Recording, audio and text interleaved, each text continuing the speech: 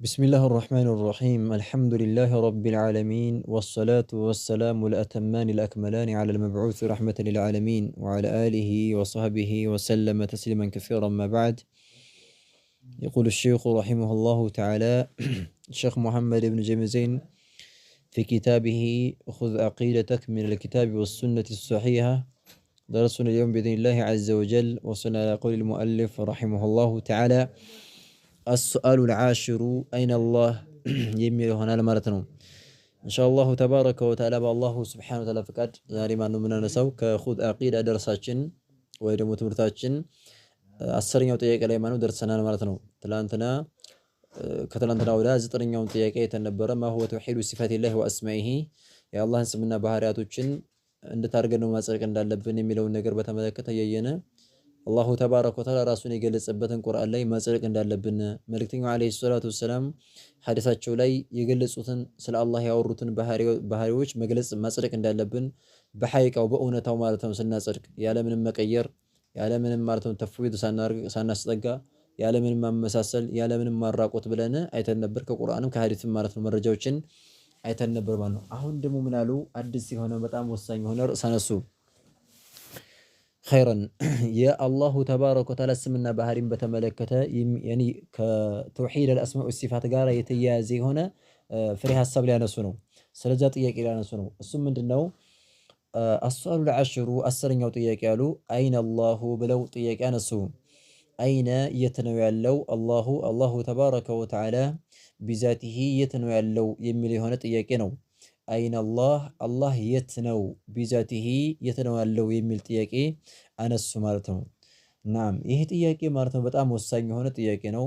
በጣም ልናቀው ልንረዳው የሚገባ የሆነ ጥያቄ ነው። ምክንያቱም አብዛኛዎቹ ሰዎች እዚህ ላይ ችግር የፈጠሩበት መሳላ ስለሆነ ርዕስ ስለሆነ መሰለን አሁን ለምሳሌ አንዳንዶቹ አላህ እኔ አህባሾችን ይመስል ያለ ቦታ ነው እያሉ እኔ ሲያወሩ፣ ሌሎቹ ደግሞ ማነው ሱፍያዎችን ይመስል ደግሞ በየሁሉም ቦታ ነው ያለው እያሉ ሲያወሩ እኔ ሁላ ማለት ሲቀጣጥፉ ያለምንም መረጃ ዝም ብለው ያወራሉና ትክክለኛው አቋም በቁርአን በሐዲስ መሰረት ማለት ነው ትክክለኛው አቋም ምን እንደሆነ ሊገልጹልን ነው። ስለዚህ ምን አሉ? አይነ የት ነው አሉ? አላሁ ተባረከ ወተዓላ የት ነው አይነ አላህ ብለው አሉ። አላህ የት ነው ብለው ጥያቄውን አቀረቡት ማለት ነው። ቢዛቲሂ የት ነው ያለው ብለው ሊሉ ነው ማለት ነው። ኸይረን ስለዚህ ጥያቄው አይነ አላህ የት ነው የሚል ነው። ጀዋብ መልስ ሲሰጡ ምን አሉ? አላሁ ተባረከ ወተዓላ እኮ ፈውቀ በላይ ነው፣ አልዐርሺ ከዐርሽ በላይ ነው፣ ቢዛቲሂ በዛቱ ያለው ከዐርሽ በላይ ነው ብለን እንላለን ማለት ነው። ይህን ትክክለኛው እምነት ቁርአን ላይ ሐዲስ ላይ የመጣው የሰለፎችም የመልእክተኛውም ዓለይሂ ሰላቱ ወሰላም እምነትም ይሄ ነውና ማለት ነው። ስለዚህ አላህ እኮ ፈውቀ በላይ ነው፣ አልዐርሺ ከዐርሽ በላይ ነው ያለው። ተግባባን አይደለ? አለ ሰማ ከሰማይ በላይ ከዐርሽ በላይ ነው ያለው አላሁ ተባረከ ወተዓላ በምን በዛቱ ማለት ነው።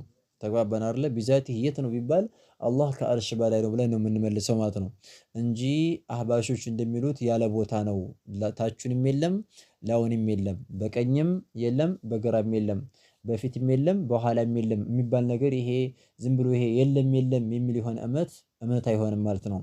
ስለዚህ ይሄ ማለት ነው ውድቅ የሆነ አመለካከት ነው። እንደ ሱፍያዎች ደግሞ አላህ በሁሉም ነው ያለው በዛፉም በድንጋዩም ተግባባን አይደለ?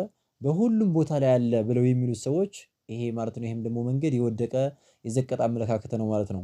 ስለዚህ ትክክለኛው አቋም ሰለፎች ያመኑበት እምነት አላህ ከዐርሽ በላይ ነው ቢዛቲሂ ተግባባን አይደለ? ከዐርሽ በላይ ነው በዛቱ ያለው እንጂ ያኔ ማነው አህባሽ እና ሱፍያ እንደሚለው እንደሚቀጣጠፈው ቅጥፈት አይደለም። ስለዚህ አላህ እኮ ፈውቀ በላይ ነው ያለው፣ አልዐርሺ ከዐርሽ በላይ ነው ያለው፣ አለ ሰማ ከሰማይ ማለት ነው ከሰማይ በላይ አለ ሰማይ ማለት ከሰማይ በላይ ከዐርሽ በላይ ነው ያለው አላሁ ተባረከ ወተዓላ ማለት ነው ብለን እንመልሳለን። ይሄ ነው ትክክለኛ የሆነው መልስ ማለት ነው። አላህ የት ነው ለሚለው ጥያቄ መረጃችን ታዲያ ምንድነው? አላህ ከዐርሽ በላይ ለመሆኑ መረጃው ምንድነው ቢባል ቁርአን ላይ እንመልከት። ቃለ አላሁ ተባረከ ወተዓላ ቁርአን ላይ ምን ይላል? አርረሕማኑ ዐለል ዐርሺ እስተዋ ብሎ አላሁ ተባረከ ወተዓላ ይናገራል። አርረሕማኑ አዛኙ ጌታ እኮ ዐለል ዐርሺ ከዐርሽ በላይ እስተዋ ከፍ አለ ብሎ ማለት ነው አላሁ ተባረከ ወተዓላ ይናገራል።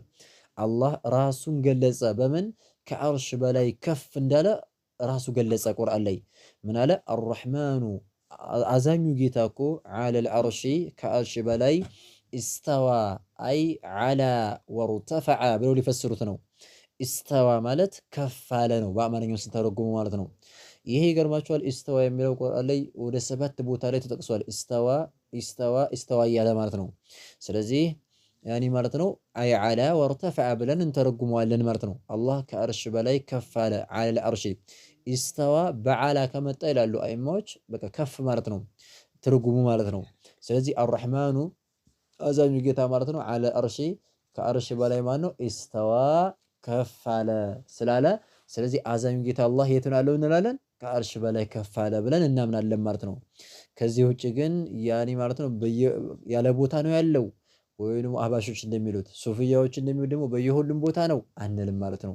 የለማ መረጃ የለም። ማን ነው እንደዚህ ያለው? ሷሃቦች ናቸው መርሃ ሰለም ናቸው ያሉት? የለም። ስለዚህ የለም ማለት ነው።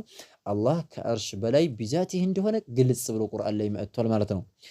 ያኒ ኢስተዋ የሚለውን ቃል ሊፈቱት ነው። ኢስተዋ የሚለው ትንሽ ከበድ ያኒ ማዕናው ረከክ ስለሚል ሊፈቱት ነው። ኢስተዋ ማለት እኮ አይ ማለትም አሉ አዛኙ ጌታ ከአርሽ በላይ ኢስተዋ ማለት ኢስተዋ ምንድን ነው ሲባል አይ ማለትም ዐላ ከፍ አለ፣ ወርተፈዐ ማዕናው አንድ ነው ማለት ነው። ወርተፈዐ ማለት ያው ከፍ አለ ማለት ነው።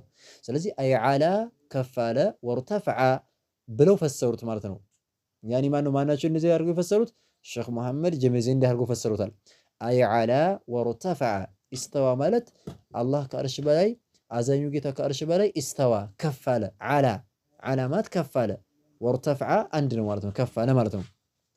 ኸይረን ይህን ትርጓሜ ስንተረጉም ግን ሼኽዮች ሲተረጉሙ ዝም ብለው አይደለም፣ መረጃ አላቸው። አህለሱና ዝም ብለው አይደለም ማለት ነው። ይህን ኢስተዋ የሚለው ዐላ ነው ከፍ አለ ማለት ነው።